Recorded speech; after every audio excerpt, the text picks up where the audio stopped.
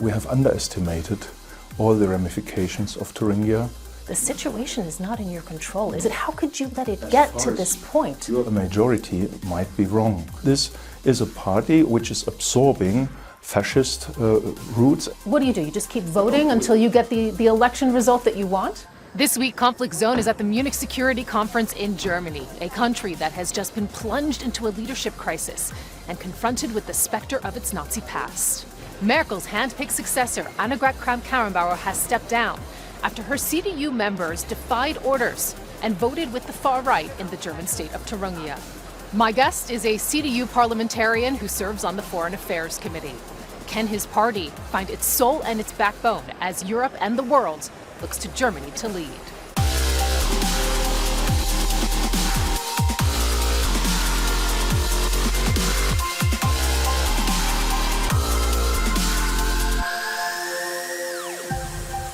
Roderich Kiesewetter, welcome. How could an election in Thuringia, one of the smallest German states, bring down the hand-selected successor to Angela Merkel, Annegret Kramp-Karrenbauer? Are you that weak as a party? Well, I don't think so, but we have underestimated all the ramifications of Thuringia.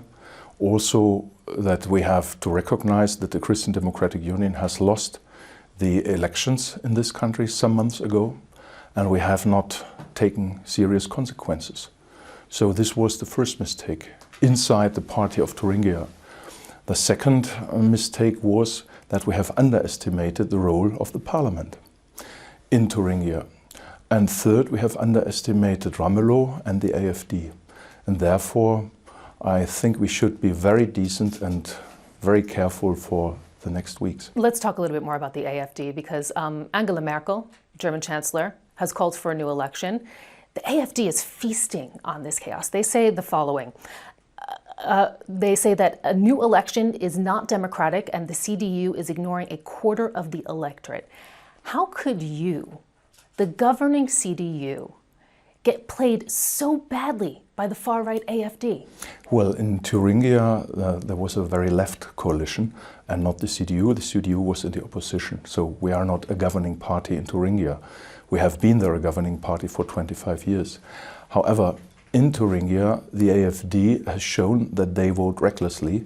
They vote only for trying to split the cohesion of the center democratic parties.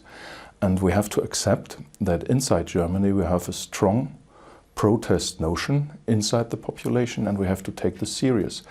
The AfD is exploiting this sense for opposition or this sense for turmoil inside the population. A lot of people who feel left behind try to make use of the AfD as a protest party, and the politicians of the AfD have exploited that. So what do you do now? Because, I mean, you have, for example, the leader of the AfD in the Bundestag, Alice Weidel, saying the following.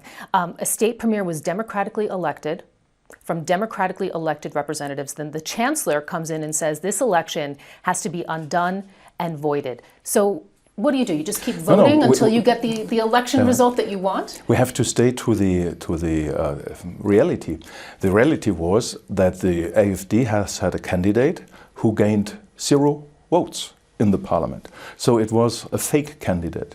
And no other party was aware about this chess game of the AfD. So they are trying to exploit a democratic procedure by not voting for their own candidate, but voting for a probably mid-center. So you're getting played. You're getting played. Yeah, the issue is we have to be careful, much more careful than in the past. And the AfD is not behaving like a normal competitor. They are behaving like a spoiler. Is this the legacy of Angela Merkel, though? Because, I mean, you've seen her now 15 years as German Chancellor. She's pushed the party so far to the left. She's created this space for the far-right AfD. They're now the largest opposition party in the Bundestag. They're playing kingmaker in Thuringia, as you yourself have highlighted. Well, they are not the largest opposition party. They are the largest opposition party, but they have only 90 seats. So we should not overestimate it. Second, as regards the role of our party, we are in the center. And Angela Merkel has detected that normally in Germany you have a left majority. And it is her merit that she has achieved since 2005 a center-oriented policy in Germany with a participation of the CDU. Without this idea, we would have been in the opposition since 10 or 15 years again. So she brought the CDU to the center, and on the other side, you are right, was raised a right-wing party, but this was also combined with some migration issues and with the rural areas who sometimes feel left behind. 54% of Germans believe that the scandal in Thuringia damaged their trust in democracy. It has shaken this country to its core. The reaction has been fast and furious. Weren't you aware of the damage that this could cause? I mean, you had 17 members of the Thuringia government, CDU members who were elected, who called for you for help. They called for you months ago. They called for you in October. Well, I don't want to blame the Thuringian CDU, but they have made also some serious mistakes. First of all, the leader of the party has lost the election, but he stood in office. So this was wrong. He didn't open his seat for others. Second, in preparation of the election of Ramelow, he was, or this election from the left, yeah, he was not aware about the chess game. So they have been black-eyed at that time. So my guess is that, first of all, the Thuringian CDU has to take over the responsibility. Second, the CDU in Germany has to be aware that the population in Eastern Germany is not willing to accept influence from the outside. But if we influence from the outside, I'm a defender of Angela Merkel, then we should explain why. We cannot accept that a party which is defending 12 years of dictatorship as some excrements of a bird, that such a party is trying to be part of a process to rule a country. So let us talk about this strategy with how you deal with that party right now and the merits of that strategy. Your party in Hamburg in 2018, you came up with the following directive, that the CDU rejects coalitions and similar forms of cooperation both with the left party and the right AfD. How do you plan on maintaining that? When we look at Thuringia, for example, 54% of the voters in this German state voted for fringe parties that you won't cooperate with. Yeah, but that's also a majority might be wrong, but it's democracy. It's democracy. It's democracy, you are right, but the AfD... What do you tell those voters? Their votes don't matter? No, but we have to explain what the AfD has in behind, what it's thinking from behind, where it's leading, who is leading from behind, and that this is a party which is absorbing fascist roots and is absorbing fascist powers inside Germany. So we have a neglectable NPD, we have a neglectable DVU, former right-wing parties who all went over to the AfD. Okay, well, I want to talk with you about how you maintain your majority nationally, because that's also falling in the polls. Currently, the CDU polling at just 27% nationally. You have very conservative members in your party. For example, the Werteunion. You have called for its dissolution. Yeah. Wouldn't you just be hand-delivering more votes to the AfD? I don't think so. I think if the CDU... Where would they go? You're hoping that they form another new party, another party on the far right? The voters of the AfD have several sources. A quarter of them are from the CDU. Nearly the half are those who have abstained to votes for years, for decades nearly. And the other third is from Social Democrats and other parties, from the left party even in the eastern countries. So it's not a sister or a children of the CDU. It's a children of leaving the countryside at home behind. It's a sign for neglecting the needs of the people in the 5 new Länder in Germany.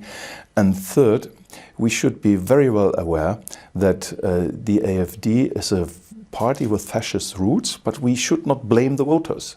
We should name and shame the defenders of this wrong policy, like Höcke. And we cannot cooperate with heads of a party who are very, very right-wing. But for the CDU in our republic, we should stay to the center. If we turn to the right, if we shift to the right, we will lose in the center, and we will lose more than we might gain at the right wing. A very famous quote I'd like to bring in now from Franz Josef Strauss, legendary Prime Minister of Bavaria and former candidate for Chancellor. No legitimate political party can be to the right of the CSU, your sister party, the CDU. You work together. You can't adhere to that mantra anymore? No, it can't work, because now the right scene is also occupied by fascists, and we cannot be more right-wing than the fascists are. We have to really separate us from such thinking. Second, Strauss never became chancellor, and we should not repeat the mistakes. If we offer right-wing candidates for chancellorship to conservative people, we won't win. We will create opposition leaders, but we will not create chancellors. We will create chancellors if we are in the center. Here's what the Germans think is going to happen in your country. 48% believe that the AfD will be part of a regional or a federal government in the next 10 years.